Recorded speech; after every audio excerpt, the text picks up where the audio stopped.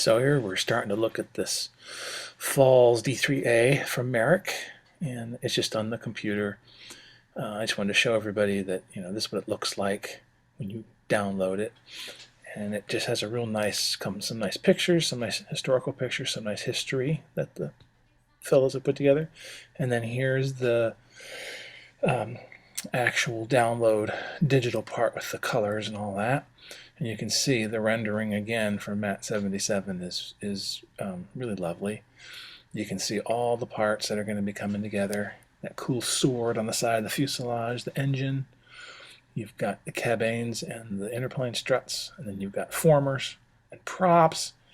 There's some parts that show sizes of metal or wire you have to bend, and then there's a side view of the engine and where the bulkheads go. And generally trying to point out some numbers of things.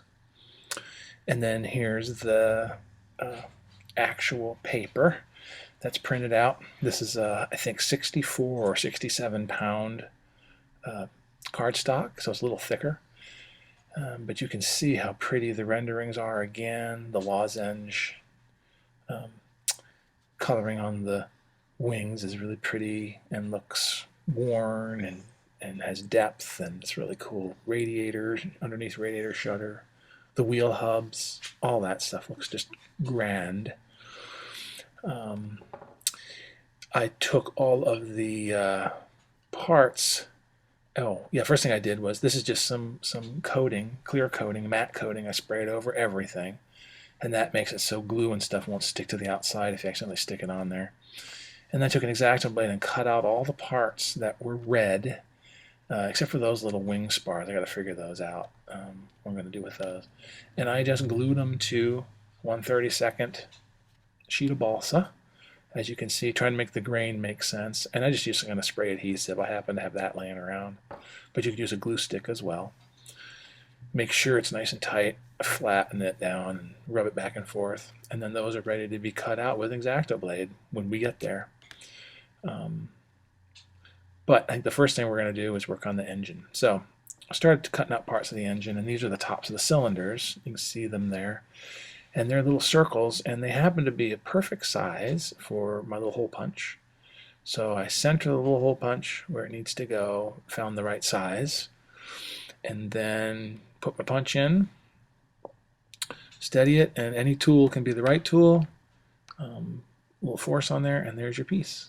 And that will go on top of each cylinder, and you can see all the parts are there, kind of put together. Now this one I messed up. I made the cut too big. So you can see that white ring, and all you do is go around the edge and very carefully, like using calculus, take little straight shots. Don't try to curve it, just little tiny straight snippets. And you'll find that if you just do that very carefully, a bunch of little straight lines will make a nice circle, and you'll end up with a nice edge. And there it is with all those little pieces cut off. And so, if you have to, that works. There are the cylinders. There's parts of the cams that are going to go on top. There's the main engine block up there. So the main engine block, first, make sure all the edges are colored. So all those tops I colored, in this case a little bit of a brown color with a marker.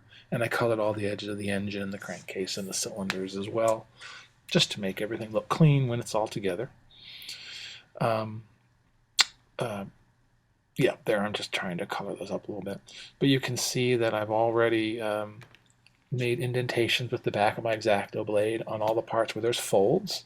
So I'm trying to point those out. I don't know if they're going to come out too well. But you can see that what this ends up doing, it's kind of intuitive. It folds over to make the top of the crankcase. And so those little triangular pieces go in, and you glue them to either side like so.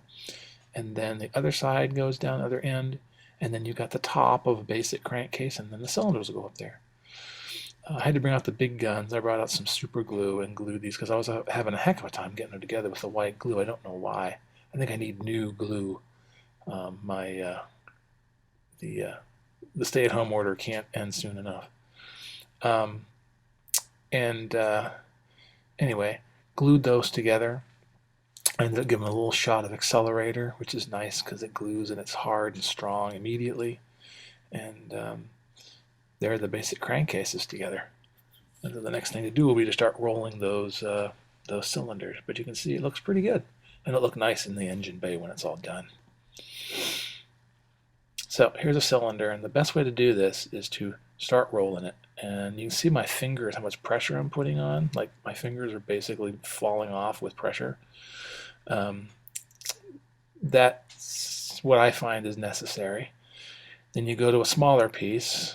In this case, this one didn't work that well. The other 5 worked great, and then when I actually put it on camera, it didn't work as well. But the idea is to go smaller and smaller. So this is an alternative way to do this.